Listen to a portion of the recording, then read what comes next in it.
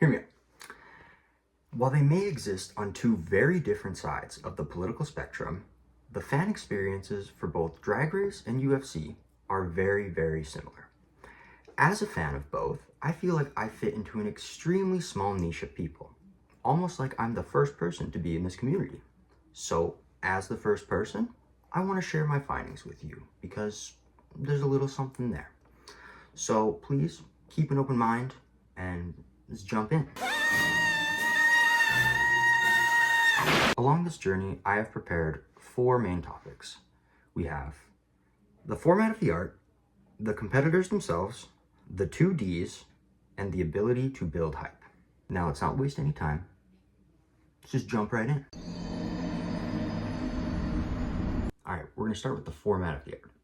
Now honestly, production-wise, Drag Race and UFC couldn't be more different. There's literally no comparing a Drag Race season to a UFC fight night. Makes no sense.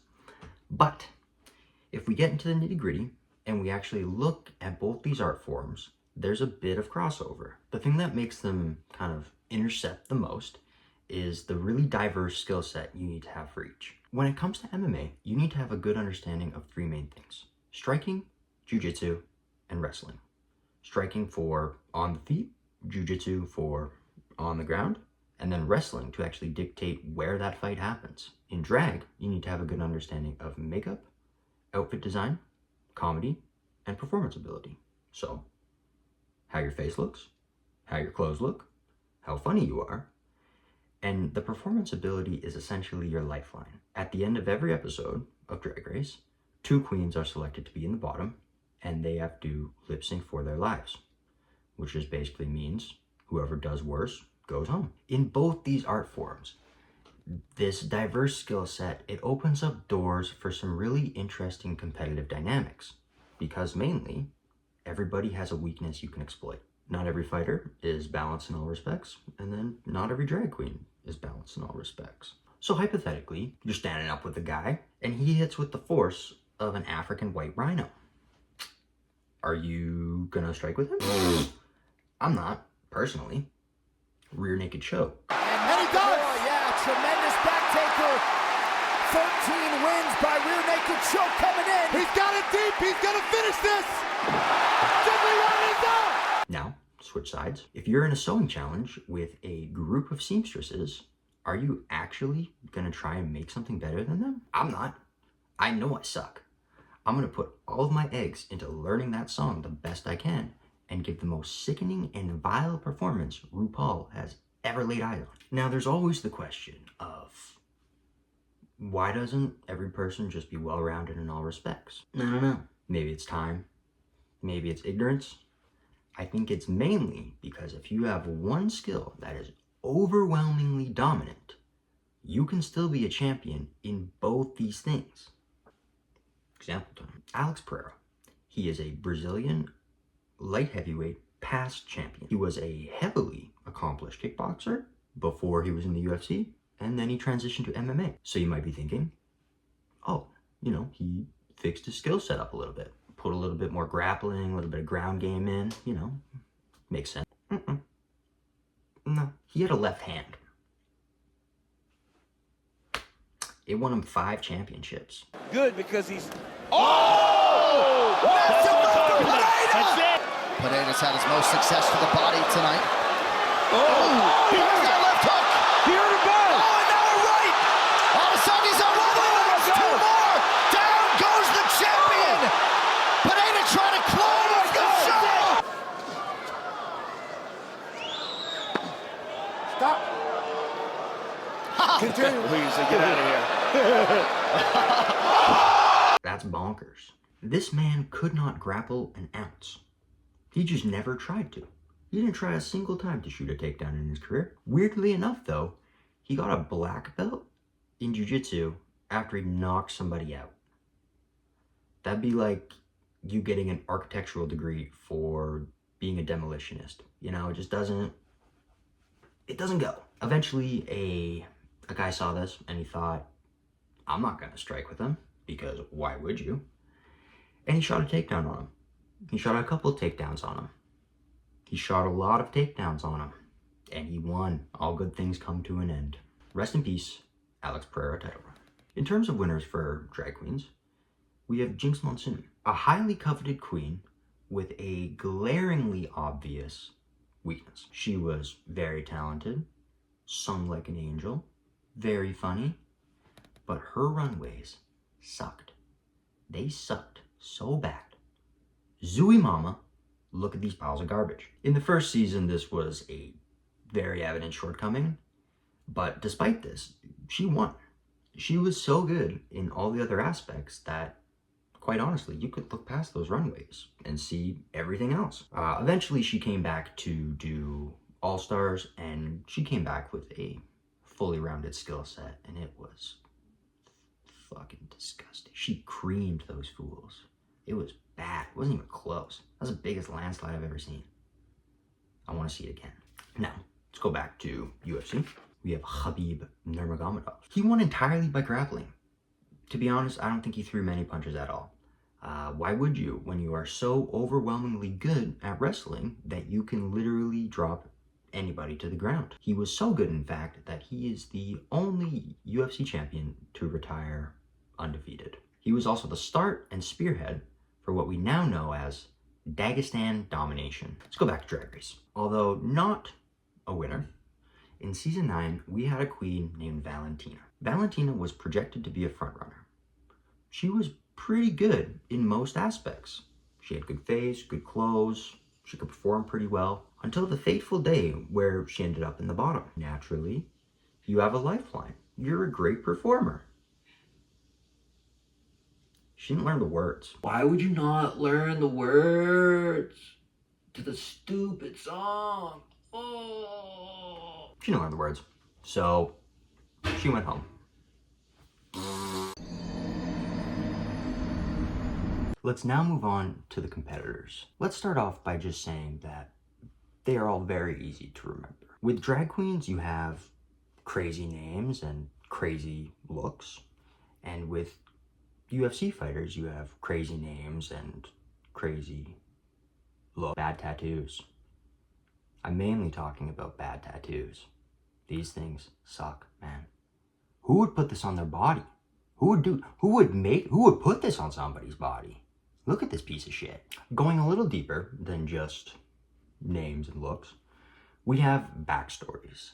And what would be a great drag queen or a great fighter without a sad backstory? Am I right? So let's just hit some quick early examples of some sad ass backstories. Francis Ngannou. He was a heavyweight champion in the UFC, and he was an immigrant from Cameroon. When he was 10 years old, he was forced to work in a sand mine till eventually he said, "This is bullshit." And he left in some pretty crazy circumstances.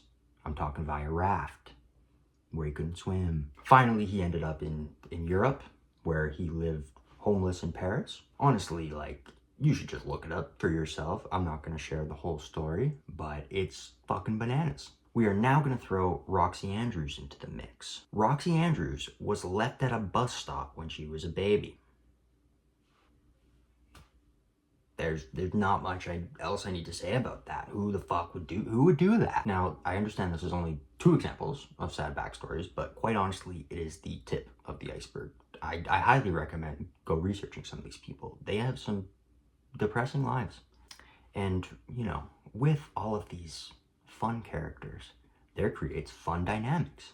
And in both, there is a high ceiling for drama. Both competitions conjure some immaculate storytelling. Most of the time, better than written stuff. Alright, so let's hit some of these. In the most recent season of Drag Race, we had a queen named Ariete. Ariete was kind of a piece of shit, low-key. This really all culminated when the roast challenge of the season was upon us. Ariete was pretty mad at another queen named Jules, which was her friend, because Jules had control over where the queens got placed in the order of the roast. So, Jules was a pretty good competitor. She knew Ariete sucked at comedy. So, what she did was place Ariete before her. Make her look super good, right? Fair. And I don't mean Ariete's just bad at comedy. If people had the choice between putting their balls in a vice grip or listening to an Ariete comedy show, fertility rates would be dropping at an alarming rate. And that's just a fact. Ariete was offended by where she got put in the roast, so her choice of action was to steal. I take it back. I'm not gonna make a fat joke about Mistress, because Mistress is already a fat joke.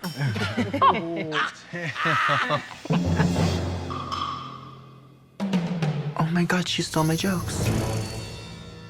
Oh my god, she stole my jokes. Nobody laughed at the jokes anyway, which honestly, not sure what would feel worse, somebody stealing your shit or just it being garbage to begin with. But they both end up in the bottom, culminating in a final lip sync in which Jules was very good.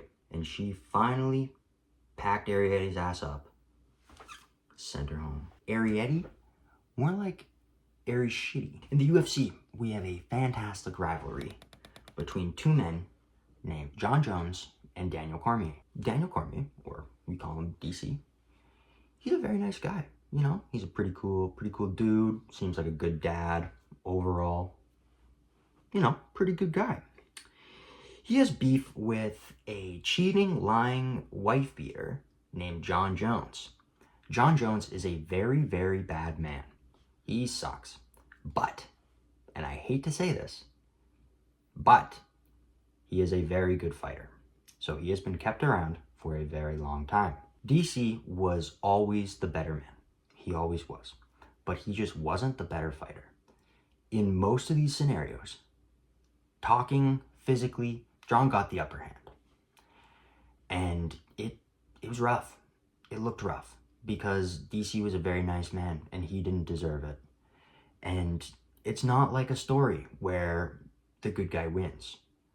The bad guy won, and he won again. You know, and I can only imagine the rage in DC. Because not only is this man such a proficient asshole, you can't beat him. He's such a douche that it's hard to be a douche to him because he will always win. DC, though, can sleep at night knowing he did not hit and run a pregnant woman. John Jones did. Tells you everything you need to know about the guy. Quite honestly, pretty bad dude. Relax. You all right? You all right? Just relax. You have anything in your pockets, man? What did I do? Is it okay if you... What did I do? I'm a police officers. I hate you. Okay. I hate you. Let's finish this segment by drawing some quick parallels between our favorite characters. Boom, boom. Ginger Minj and Dustin Poirier. Two absolute killers. Absolute fan favorites. Two motherfuckers that we want to see around forever. But two people that have had multiple chances at that belt and have failed. Another one. Boom, boom. Bianca Del Rio and Mighty Mouse. Incredible skill set. Good in every aspect. My personal favorites. These guys are the best. I fucking love them. Now, I want to leave you with this last one here. There are two people named Mayhem Miller. I'm going to repeat myself real quick. There are two people named Mayhem Miller. You know, maybe like John, I would get. Mayhem Miller? Really? There's two of them? I feel like I'm smoking crack. Why is no one talking about this? Next up, we have our two Ds. Delusion and disappointment. These two things feed off each other like merry cannibals. And for most of the part, they are highly consistent in both drag queens and fighters. I do think there is something to being the best in the world, and there is a certain level of delusion that you have to get to that point. But sometimes they're just not the best in the world, you know? Sometimes they just suck. And then we see our old friend come in, the Dunning-Kruger effect, which is essentially when somebody knows a little bit about something and it makes them think they know a lot about something. It's a paradox of confidence where basically the less knowledge you have, the more confident you are. You don't know what you don't know. You know what I'm saying? So boom, our first member of that toxic couple, delusion. And it runs deep. It builds, and eventually it leads us to delusion's cruel mistress, disappointment. The delusion really leaves us fans with that disappointing feeling. That feeling of both wasted time and potential for what it could have been. Did you spend over $100 to watch a man get laid on for 25 minutes? I did. It was awesome. Were you told that a queen was a god tier theater queen and that no one else was on her level? Just for her to do an incredibly bad impression of Ellen Green from Little Shop of Horrors. And then she told everybody that we were the problem for not understanding it. What? How does that work? I was told that. Many times, in fact. And I had money in that game too. My bets were placed. Susie Toot, you disappointed me. As fans, we all sit in this deep, deep pit of despair and poop and just wait for one of our bald overlords to come down and give us another steaming hot pile of turd. Oh, it's not a little turd this time, all those little goblins say, but it is. It is a turd. Examples like, I don't know, maybe I just mentioned Sean O'Malley. It's a great one. It's a great one.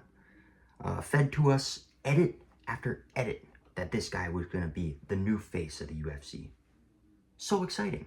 Gage and O'Malley. Look, he's good with that. That's where O'Malley's good.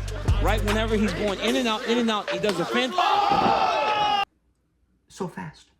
So colorful. Now, a lot of this excitement around Sean came from his striking ability. He didn't do really any grappling at all. So, he's very exciting to watch. A lot of people love that. I've said it and I'll say it again. I think I have the best striking in the MMA. In time, this led Sean to a title challenger. His name was Merab Dvalishvili. He's a little Muppet-looking guy from the Caucasus. Very powerful. And the thing about Merab is, for whatever reason, he just doesn't get tired. Like, I don't know how one does that. He just doesn't run out of gas ever. Kind of be like if you let John Jones do cocaine during the fight, except he's sober. This resulted in what we now call Caucasus conquering. People forget, man, the guys from the Caucasus ain't playing around. So imagine this really quickly. Walk through this with me. A fight has been talked about now for months. Before these people were even put on a piece of paper, they were calling each other out wanting to fight. Awesome. Lead up is great. The fight is happening at the Sphere, a once-in-a-lifetime opportunity. It might never happen there again. Let me say this, let me just emphasize this. A once-in-a-lifetime experience with an incredibly exciting fighter. How can they miss? It missed. It missed hard. The card overall sucked. There was a lot of laying. There's big glove problems at the time. There were shittier gloves, so nobody was hitting as hard. And then we got to the final fight with Sean O'Malley, and he got laid on. That's it. I don't even know if Merab attempted a submission. He just got laid on for 20 minutes. Yep, by Merab, yep, and he got it. Wow, he got it pretty easy too. I would have gotten more use out of lighting $100 on fire, because at least then I would have gotten more. He didn't even throw anything. That's the thing. Is he was so scared of getting taken down that he didn't throw a single shot that whole fight. And he got taken down anyway.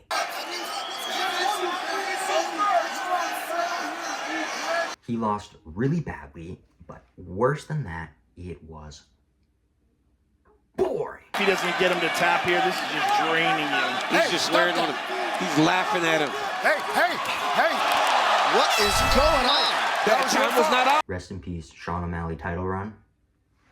You will be missed. Now our second form of delusion and disappointment, we have Kerry Colby. So just based on how Kerry Colby looked when she walked into the workroom, she was very put together.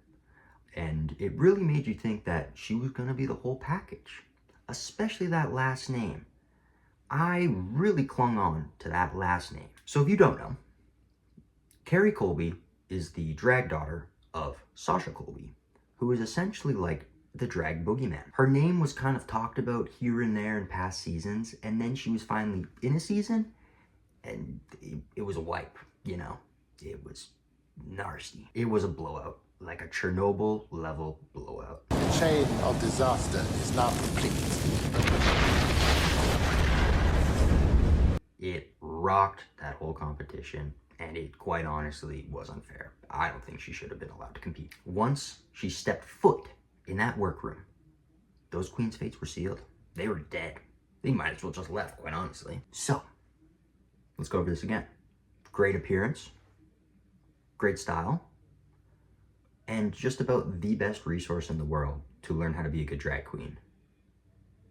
And we got good face. That's about it. Her face was fine. It was great. She has a great face. But was I served something? Yes. And it was lies. I was served lies and fibbage. She didn't do great at all. Especially coming from where she came from, she should have been exemplary, and she should have had really no shortcomings at all, as much as I hate to say it. This would be like if Islam Makhachev came to the UFC and he literally could not wrestle, and he just decided to throw haymakers at everybody. You know, like, it just doesn't make a lot of sense. Now, of course, I might eat my words. She is in the newest season and in the next bracket, so we'll see how she does. But honestly, so far, she sucks. Fool me once, Carrie Colby. Shame on me. Fool me twice? Shame on my bank account. It's my fault for gambling. Now let's play the fun game of, will Carrie Colby pay my rent? All of these topics we have so far discussed lead me into my final point. Each one falls together and kind of slides together and creates this kind of snowballing effect that leads to what we call the hype. Hype has existed ever since humans laid their grubby little toes on the sand, all right? From bringing a mammoth home to all the ladies, to going to the Coliseum to watch your favorite guy get ripped apart by a tiger, the hype has stayed consistent. Our general activities today are far less exciting than they used to be, and that's just an objective truth. But we have ways to supplement that, and we have what I like to call hype composing. It's the art of putting stuff together in a way that will make us little filthy gremlins froth at the mouth. Is it the 1v1 aspect of both drag and MMA? Could be. Is it the large cast of memorable characters? Might be. No matter how you look at it, both fan bases have a hype train like that beast from Snowpiercer.